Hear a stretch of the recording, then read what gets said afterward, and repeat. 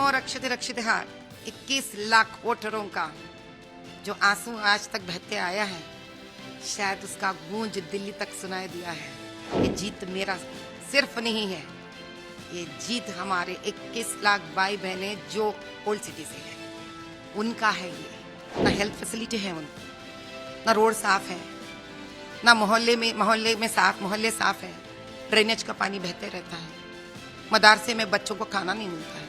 हिंदुओं के घरों में वो लोग घर तक नहीं मालूम, एक दीवार टूटता है तो नहीं पता है आगे आके कौन आके उसको कब्जा करेगा। तेलंगाना की हैदराबाद सीट पर इस बार मुकाबला दिलचस्प होने वाला है। इस सीट से फिलहाल AIMIM के चीफ असदुद्दीन ओवैसी सांसद हैं। वहीं बीजेपी ने इस बार डॉक्टर माधवीलता को ओवैसी के सामने चुनावी मैदान में उतारा। एक और ओवैसी होंगे तो दूसरी ओर कट्टर हिंदुत्व का चेहरा माधवीलता होंगी। हैदराबाद सीट AIMIM का गढ़ मानी जाती है और ये सीट 1984 से ही AIMIM के पास है। असदुद्दीन ओवैसी के पिता सुल्तान सलाहुद्दीन 1984 में पहली बार लोकसभा के लिए चुने गए थे। उन्होंने 20 साल तक इस सीट का प्रतिनिधित्व किया। इसके बाद उनके बेटे असदुद्दीन ओवैसी हैदराबाद से सांसद हैं। अब आपको बताते हैं आखिर माधवीलता हैं कौन। बीजेपी ओवैसी के खिलाफ नया चेहरा खोज कर ले आई।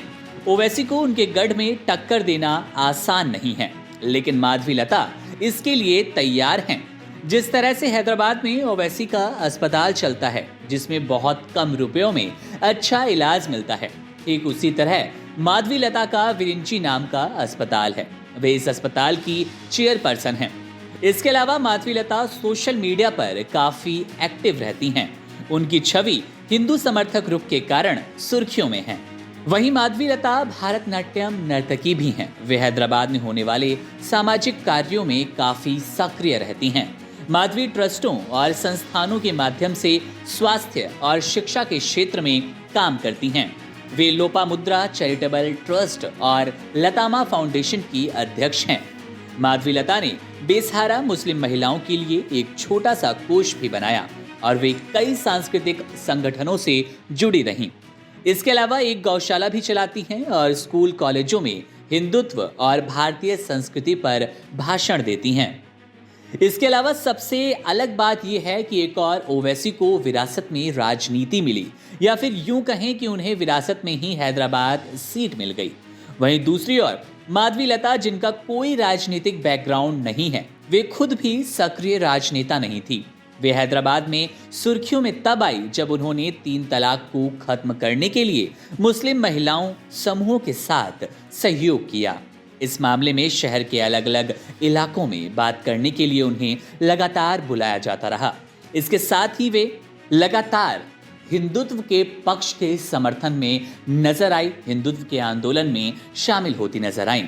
अब हैदराबाद से सांसद बेशक ओवैसी हैं, ओवैसी की अच्छी पकड़ है, लेकिन बीजेपी का ये दांव ओवैसी को भी कहीं ना कहीं चुभता नजर आ रहा होगा। चलिए, ये तो देखने वाली बात होगी कि चुनाव में किसके हित में दाल गलती नजर आती है, लेकिन ये दांव निश्चित रूप से ओवैसी को, उनकी पार्टी को चोट पहुंचाने वाला होगा।